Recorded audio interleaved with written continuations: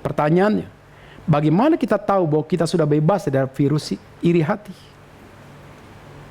Siapa yang paling tahu peta hati kita? Dan bagaimana kita tahu perlu diuji? Seperti daripada Saul, seperti daripada peristiwa Kain dan Habel, sama seperti Yusuf dengan kakak-kakaknya.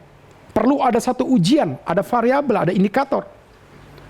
Nah, bagian yang pertama, ketika engkau tidak bisa berdoa untuk kemajuan atau keberhasilan seseorang, entah itu keluargamu, entah itu sahabatmu, entah itu siapapun juga, engkau tidak bisa berdoa dengan tulus untuk orang itu maju dan berhasil. Saat itulah saudara, engkau sudah menyimpan virus iri hati. Tapi kalau engkau melihat orang yang engkau anggap kompetitor tidak berhasil, dia kena musibah, dia mati karena COVID, bersyukur. Terima kasih Tuhan, satu persatu kompetitorku mati. Saat itulah saudara, engkau sedang dipenuhi dengan aspek kebencian. Maka syukurmu bukan syukur rohani, itu syukur daripada dendam. Itu spiritnya adalah setan. Jadi saudara, minimal siapapun orang itu, kita harus berani mendoakan. Apalagi orang itu di dalam Tuhan. Kita mengatakan di mana kita hadir harus mensejahterakan satu kota. Nah, kadang-kadang saudara, mensejahterakan satu kota itu tandanya kita harus menjadi pengusaha. Kita harus menjadi seorang in making. Kita bukan mentalnya ada orang yang sifatnya buruh. Kita mentalnya kita adalah seorang entrepreneur. Kenapa? Mensejahterakan satu kota. Berarti kita harus menjadi seorang produser. Kita harus orang yang menghasilkan, bukan kita menikmati satu hasil. Jadi pada waktu kita melihat ada orang-orang di gereja, anak-anak Tuhan yang maju sebagai entrepreneur, dia maju menciptakan satu nilai kerja, dan orang lain kerja kepada dia, kita harus siap mendoakan terus. Maka pada waktu levelmu sebagai seorang pegawainya, engkau doakan bosmu.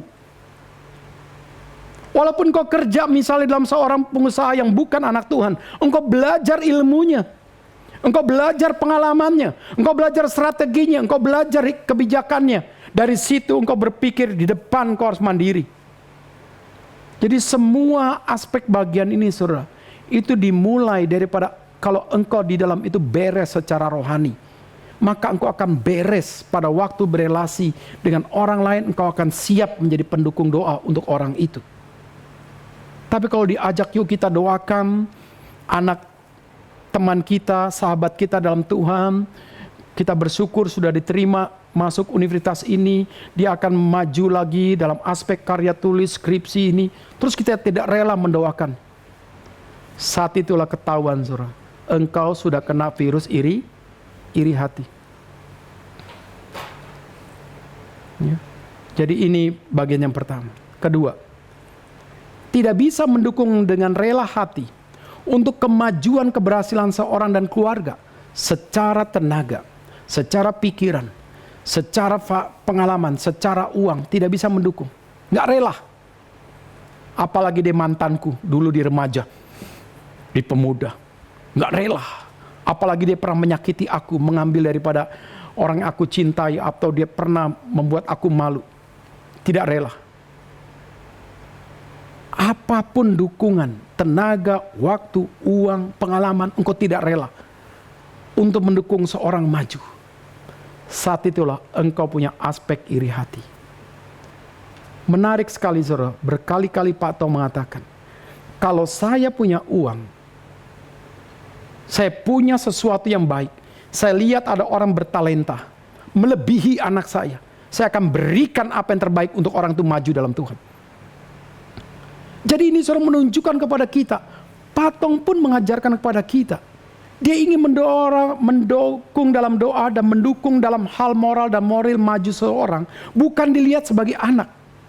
Kalau anaknya itu misalnya dianggap, misalnya ada orang yang lain lebih mampu, dia siap mendukung.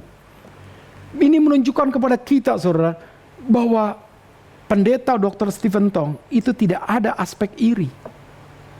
Bahkan dalam hal untuk mendukung orang maju, dia rela untuk memberikan kepada orang yang sungguh-sungguh memiliki talenta yang lebih daripada anaknya. Kita kadang-kadang berpikir uang kita adalah untuk kita dan untuk anak. Waktu kita berpikir hanya untuk diri, untuk keluarga. Pelan saudara, di dalam ikatan tubuh Kristus, kita diingatkan, semua itu hanya titipan. Maka ketika engkau menjadi orang yang sekarang bisa maju, karena salah satunya engkau sudah memiliki kebesaran hati itu, saudara. Kenapa ada seorang tidak bisa maju? Karena hatinya selalu sempit. Hatinya selalu picik. Jadi saya selalu melihat kebesaran hati seseorang di dalam aspek bagian ini, saudara. Jadi dalam bagian inilah, saudara, setiap kita harus berdoa kalau engkau ingin maju di mata Tuhan. Maka virus iri hati itu buang. Dan engkau sudah berpikir apapun yang kau miliki, secara harta, secara waktu, secara tenaga, pikirkanlah semua itu untuk dipakai untuk Tuhan. Bukan hanya berpikir dipakai untuk diriku, untuk keluargaku. Kalau perlu, semua sudah beres, keluarga, aku pakai untuk pekerjaan Tuhan. Orang-orang seperti ini saya lihat, saudara, yang disebut punya kebesaran hati. Jangan berpikir, kalau aku punya harta lebih, poligami, celaka itu. Kenapa? Ternyata aku ibarat teko, aku ini bisa menghidupi 10 gelas. Gelas 1 di Lipo Cikarang, gelas kedua di Delta Mas, gelas ketiga di mana? Kerawang. Waduh. Alkitab tidak mengatakan demikian. Semua talenta, semua kelebihan kita dikembalikan untuk pekerjaan Tuhan. Jadi dalam bagian inilah, saudara, kita harus berani untuk bagaimana berpikir apapun yang kita miliki itu datangnya dari Tuhan. Tapi kalau engkau sampai tidak rela mendukung secara waktu, tenaga, uang dan lain-lain, saat itulah dalam dirimu ada aspek virus iri hati. Apalagi, saudara, penyakitnya diomong-omongin, dibicara-bicarakan di luar, itu bukan hanya mulai iri, itu pun kita jadi penggosip. Berarti pada saat itu, saudara, kita menjadi orang yang punya dendam. Itu dosa. Ketiga, apa yang bisa menunjukkan kita orang punya aspek virus iri hati? Kita tidak bisa bersyukur. Ketika secara kasat mata kita menyaksikan sendiri rekan studi kita, rekan kerja kita, saudara kandung kita, saudara secara nilai daripada keluarga, tetangga dan lain lebih maju, lebih berhasil, lebih dipuji daripada diri kita. Kita tidak bisa bersyukur. Saat itu, saudara, kalau misalnya yang baik, para wanita memuji, bikin tarian, rebana dan seruling.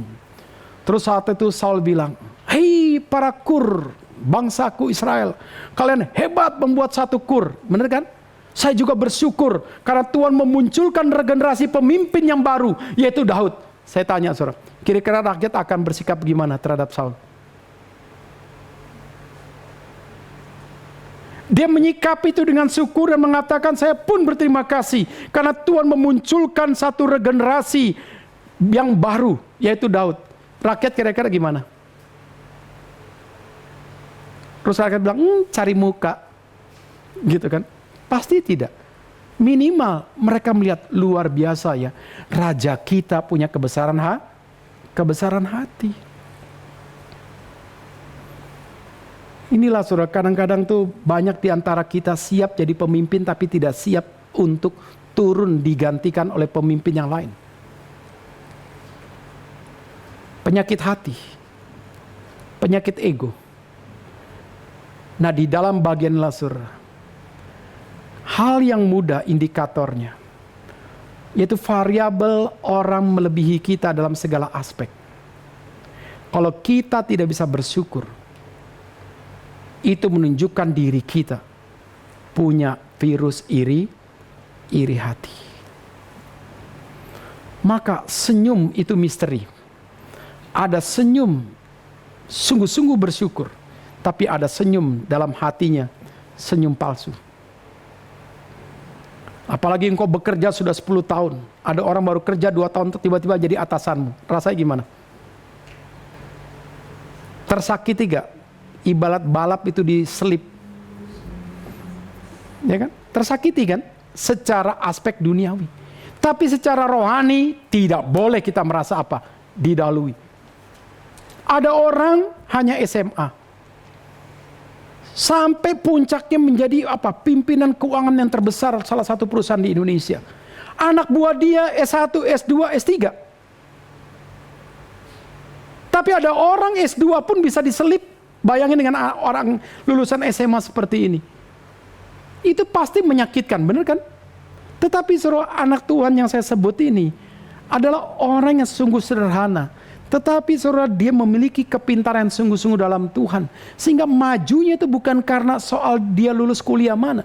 Majunya memang karena dia sungguh mengandalkan Tuhan. Bukan berarti langsung mengatakan, "Pak, Ma, dengar ya. Pak Tumpal tadi bilang, ada orang lulus SMA pun bisa jadi direktur. Makanya Papa, Mama, jangan sekolahkan aku. Cukup SMA." Ya memang saudara.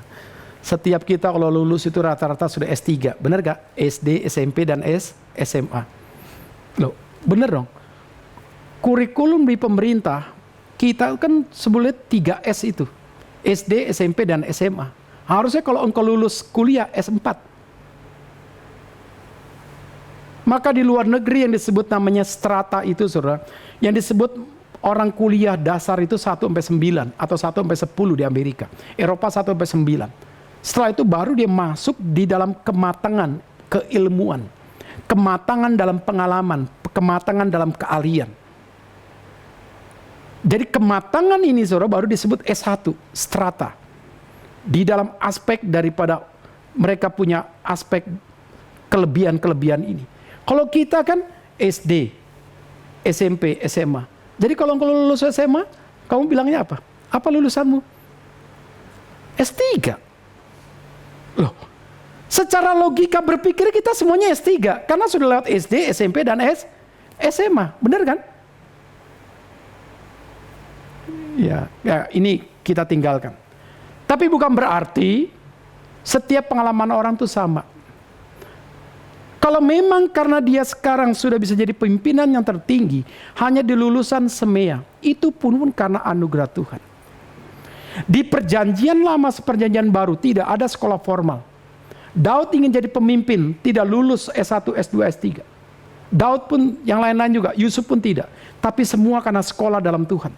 Jadi yang paling penting di balik engkau sekolah resmi dan formal, engkau pun sekolah dengan Tuhan dalam penyertaannya. Itu poinnya. Jadi dalam bagian inilah saudara, dibanding-bandingan itu tidak enak. Ada orang lain secara kuantitas kita lebih lama ada di perusahaan itu. Ternyata ada orang baru masuk langsung ada dalam puncak pimpinan atau melempati kita. Pasti kita tidak enak. Tapi pertanyaan, kenapa ada orang baru masuk setahun karena dia keponakan bos bisa langsung naik, engkau nggak iri? Coba saya tanya. Anak bos masuk langsung jadi pimpinan, engkau tidak iri. Tapi ada orang yang masuknya sama-sama dia lebih naik daripada engkau, kau iri. Berarti apa? Penyakitnya di mana mulai iri? Saya tanya, di fenomenalnya atau di humanal dalam kita? Saya ulangi ya. Keluarga pemilik atau anak pemilik baru masuk tiba-tiba naik tut di atas. Kita nggak marah, kita tidak iri. Tapi ada orang yang biasa-biasa tidak ada kaitan dengan owner, tidak kaitan dengan bos. 2, 3, 4 tahun naik melebihi kita iri. Berarti penyakitnya di mana?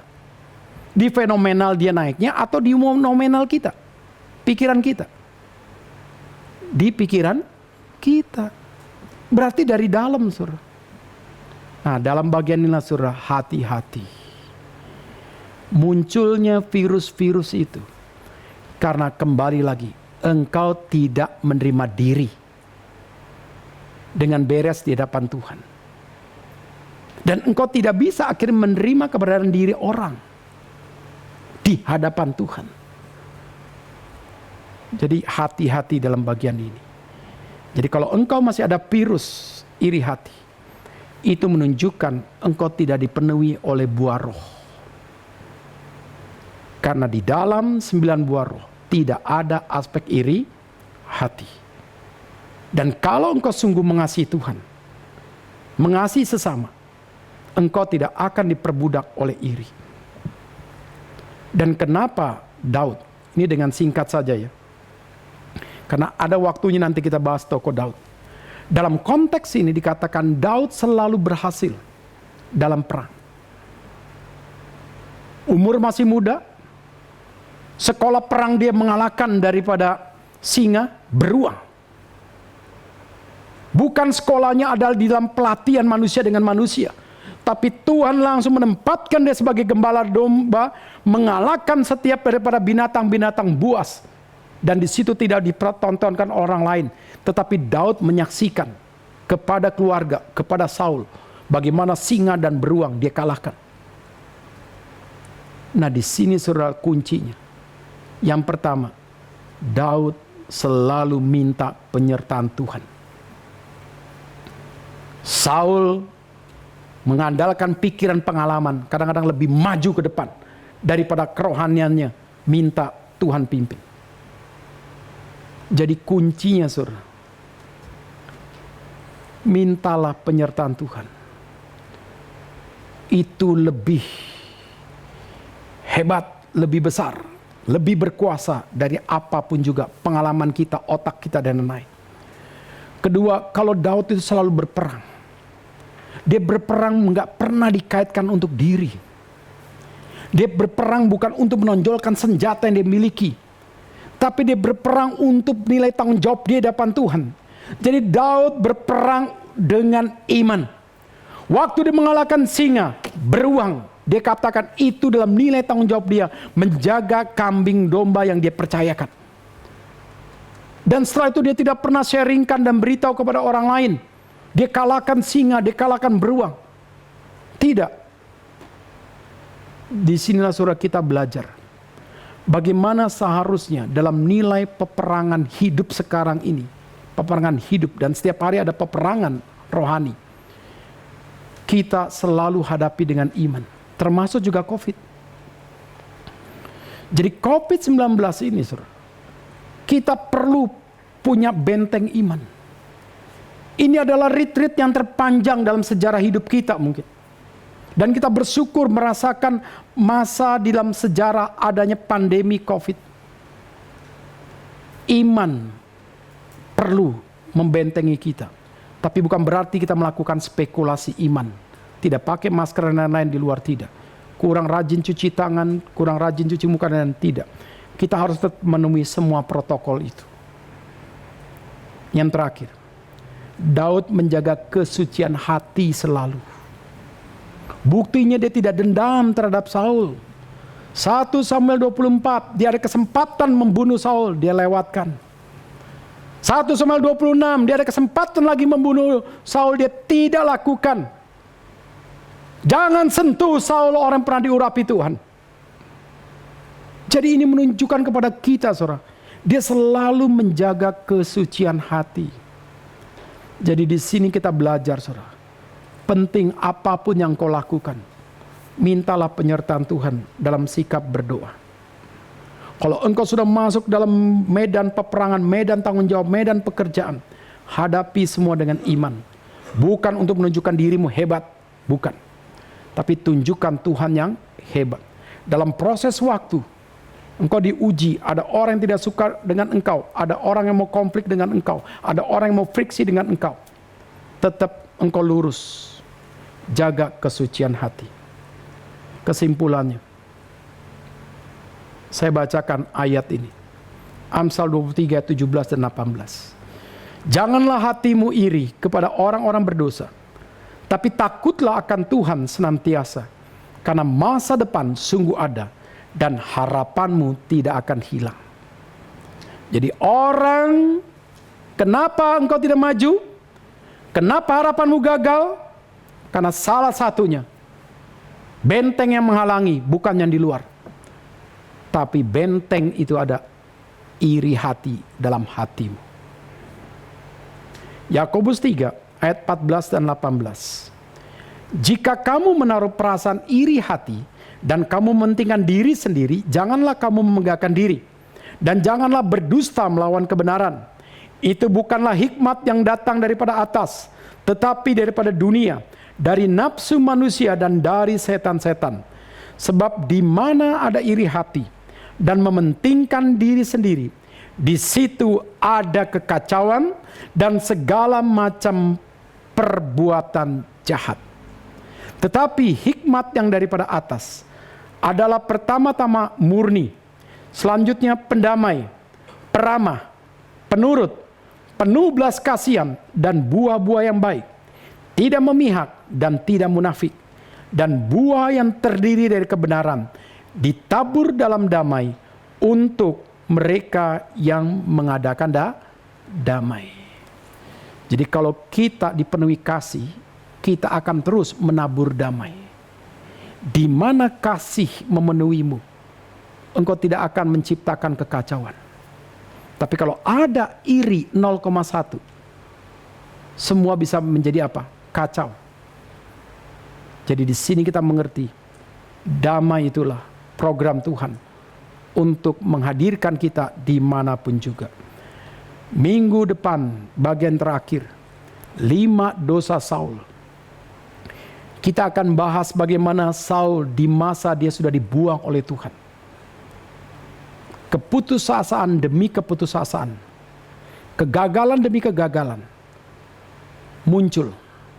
Tapi bukannya dia datang kepada Tuhan, datang kepada dukun, minta dipanggilkan roh daripada Samuel. Ini dosa yang sungguh luar biasa, sangat bejat. Karena berelasi dengan berhala, dengan paganisme. Sama dalam aspek modern. Kita rasa sepi, ambillah HP kita, pencet apa? Hiburan yang menurut kita menghibur. Sama itu. Jadi seperti kita jadi objek. Dan diri kita menjadikan satu subjek di luar daripada firman menjadi penghibur kita. Ya, jadi di situ suruh hati-hati. Tuhan memberkati kita semua.